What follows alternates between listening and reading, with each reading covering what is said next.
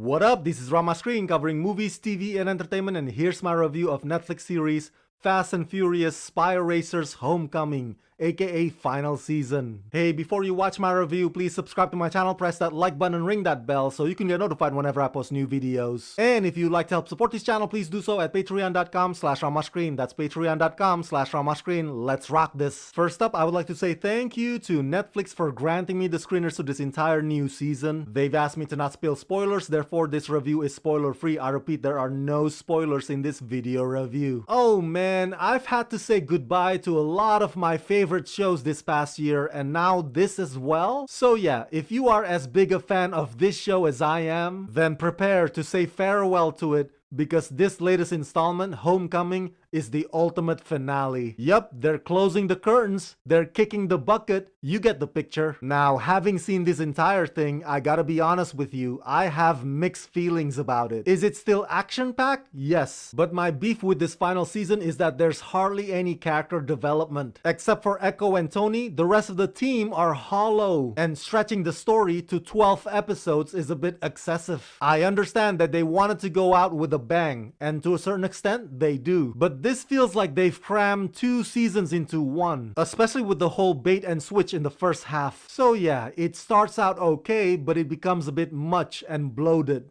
Executive produced and showrun by Tim Hendrick and Brett Hallen, inspired by Universal's blockbuster Fast and Furious franchise, teenager Tony Toretto follows in the footsteps of his cousin Dom when he and his friends are recruited by a secret government agency to take down nefarious crime organizations across the globe. In Season 6, the spy racers meet their match in a mysterious villain who steals their spy tech, sending them on their most dangerous international mission yet. In a race against time, the team traverses Europe from the Swiss Alps to Berlin, only to find themselves back home in Los Angeles for an epic showdown.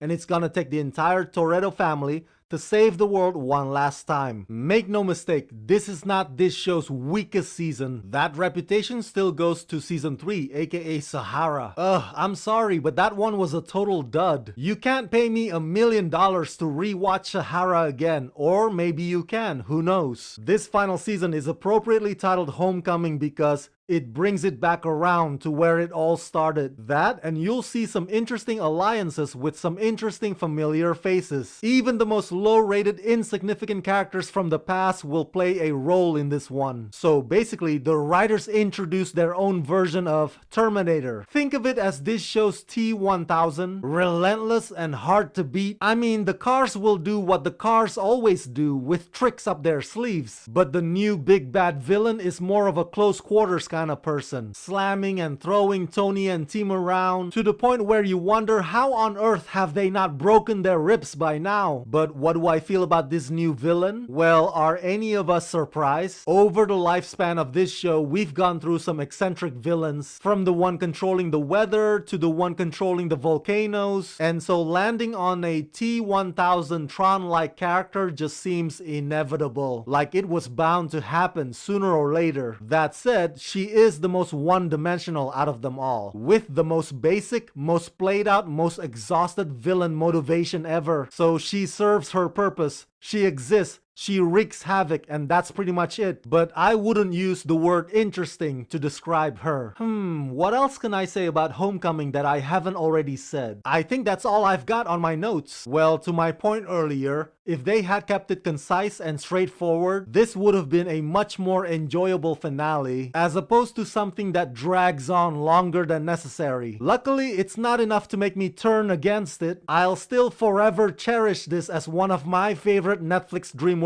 animated shows in all its glossy video game-like appearance. So brace yourselves for one last glorious ride, family.